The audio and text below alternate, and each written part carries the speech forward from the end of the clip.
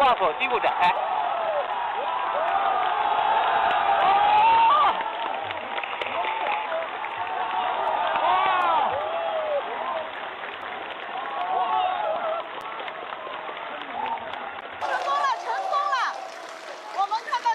10号乙运载火箭成功的飞往系突破。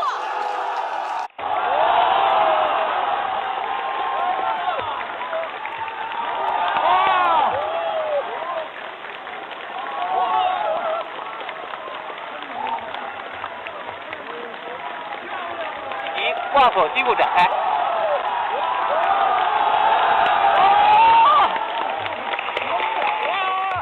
今天中國人又創造了歷史。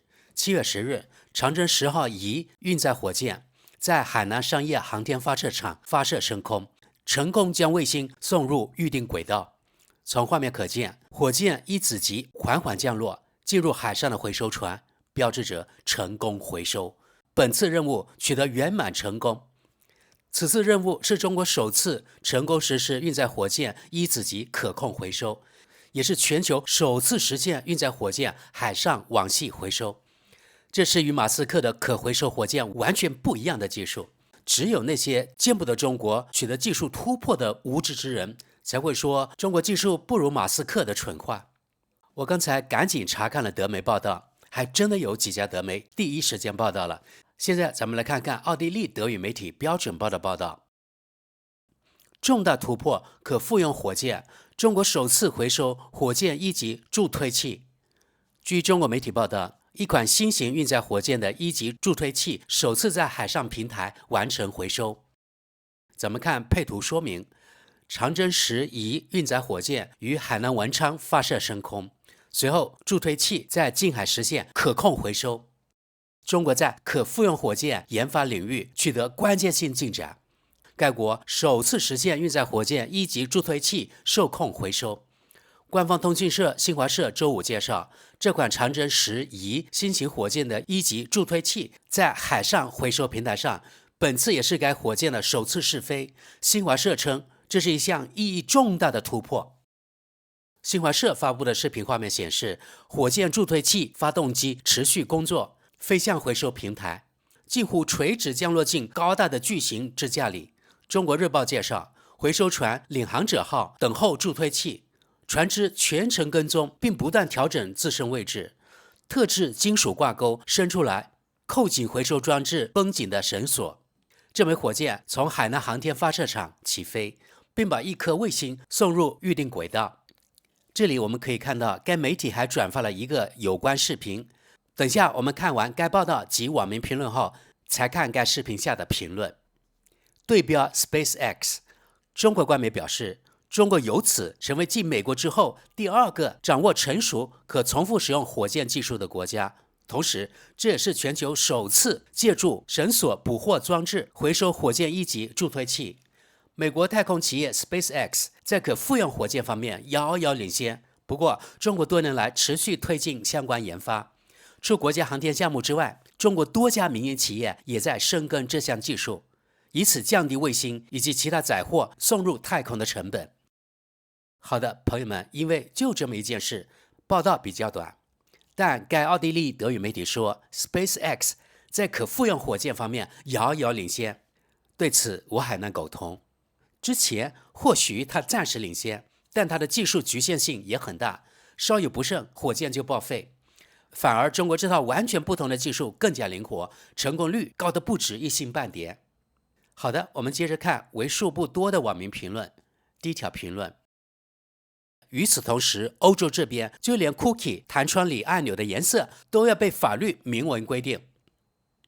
繼續往下，當中國人繼汽車市場之後又盯上火箭領域，把發射費用砍至一半時，馬斯克的投資者前景堪憂。再往下，太空探索公司 SpaceX 對陣中國洗版太空項目。這洗版當然是指中國領導啊。好的，看下條評論。歐洲又身在何處？相比於 SpaceX 藍色起源，如今再加上中國，我們已經落後整整10年。繼續往下，這着實令人驚嘆。再往下，當世界亂象叢生，工人階級承受剝削帶來的種種苦難時，我們卻在追捧精英階層的科技玩物，捨麵包而逐火箭，重科技發展而輕財富再分配。無論美國還是中國，都充斥着同樣傲慢的做派。這筆巨額資金本該投入教育與氣候保護，而非往太空堆滿垃圾。這場太空競賽不過是轉移視線的手段，用來掩蓋制度即將崩塌的真相。咱們看跟貼，由此人們再次看到工人階級借助共產黨掌權之後會發生什麼：一味研發火箭和武器，還自我壓榨。這個網名叫“我害怕我們的民主”，他反駁道：“如今的中國和共產主義還有什麼關係？”這位網友也跟貼說：“這是一個由共產黨作為唯一領導機構的共產主義國家，中國就是一株稚嫩的共產主義幼苗最終長成的樣子，一個極權怪物。中國就是末期形態的共產主義。”再往下。我打賭，中國人甚至正在研發可回收洲際導彈。下一則，火箭助推器這套思路已經過時，屬於死胡同。我盼望有人早日造出真正的太空飛船。這個人跟貼說：“沒錯，這套技術確實還算原始，但我們目前也拿不出更好方案。”好的，我們來看看剛才這家奧地利德媒轉發的油管視頻以及網民評論，很多中文評論，但是我們現在只看外文的啊。第一條評論：中國這套做法成功率無疑會更高。繼續往下，這麼做可以極大壓低火箭發射開銷。再往下，載荷效率至關重要，每次回收時減少多餘負重以及起落架重量。這位是德國網友，他說：“衷心祝賀，這套系統相比獵鷹9號要精巧得多。”再往下，祝賀研發這款火箭的中國團隊。我是一名德國航空航天工程師，我們德國的領導將近10年裡一直擱置這個項目，實在令人惋惜。下一則，那麼多頂尖專家，怎麼當初沒想到讓火箭在海面降落成本更低，還不用建造耐高溫的着陸平台？好，我們再往下看，這些外文的全是祝賀中國的評論，沒有負面評論啊，全是肯定的。再往下，等到全球可重複使用航天器發射數量超過一次性火箭的時候，那將會非常了不起，祝賀中國。繼續往下，長征10運載火箭計劃用來執行中國載人登月任務，後續還會發射航天器，在月球南極搭建長期有人駐守的國際月球科研站。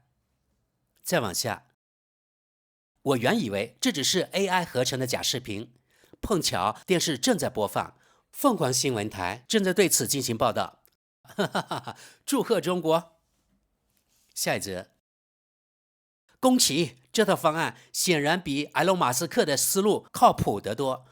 攔阻網可以放寬發動機高精度協同這種嚴苛到脫離實際的要求，否則只要出現微小波動，火箭就極易損毀爆炸。我確信後續會開展更多採用該方案的試驗，成功率更高，工程設計十分出色。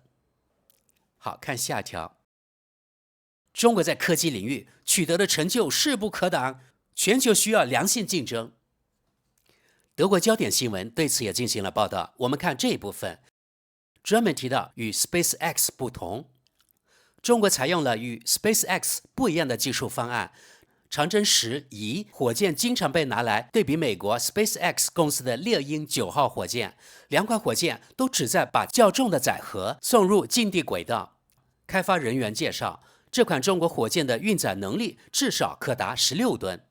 但二者在回收降落環節有着關鍵性差異。獵鷹9火箭助推器依靠可展開式着陸支推，自主降落到着陸平台或是無人回收船上，而中國採用攔捕回收方案，助推器會被固定在海上平台的專用捕獲網裝置接住。重複利用可以節約資金，路透社消息，中國研發可復用火箭已有將近10年時間，懸浮試飛以及着陸測試早在數年前就已開展。本次試驗取得成功，標誌着距離這項技術常態化落地邁出關鍵一步。可重複使用的助推器是大幅降低火箭發射成本的核心要素，這對於中國未來幾年規劃部署大規模衛星星座至關重要。這項成就同樣引發資本市場關注，多家中國航天企業股價顯著上漲。對登月計劃的意義，此次試驗的價值不只局限於商業航天領域。長征10系列火箭就是中國為2030年前載人登月任務所研發。本次試驗獲取的數據有助於後續技術迭代升級。此前，中國企業多次嘗試回收火箭助推器均宣告失敗。